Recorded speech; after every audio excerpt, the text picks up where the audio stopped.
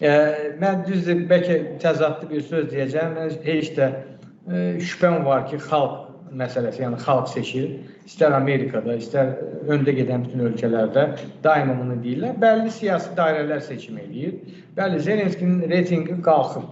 Amma onu atəşkəs olsa onun reytingində problemlər olacaq.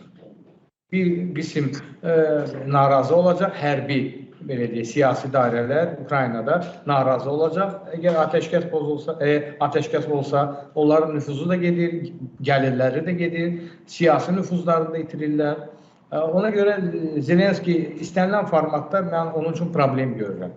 Bir də problem nədir? Trumpın Ukraynada gətirəcəyi konkret etibarlı adamı yoxdur. Amma əks cəbhənin var, bəli, Zaluzunu da gətirə bilərlər, o da İngiltərənin kreatorasıdır. Hamının, yəni Ukraynada hakimiyyət dəyişikliğine Trump Amerikası hazır deyil. Amma kimi gətirəcək? Poroshenko'dan mı istifadə edəcək? Həm də etibar Yushchenka'dırsa, o da başqa bir məsələ, o da Rusiya ilə başqa bir məsələlər var. Yəni, problem odur ki, Trump dəyişmək istəyir, amma kimlə dəyişəcək?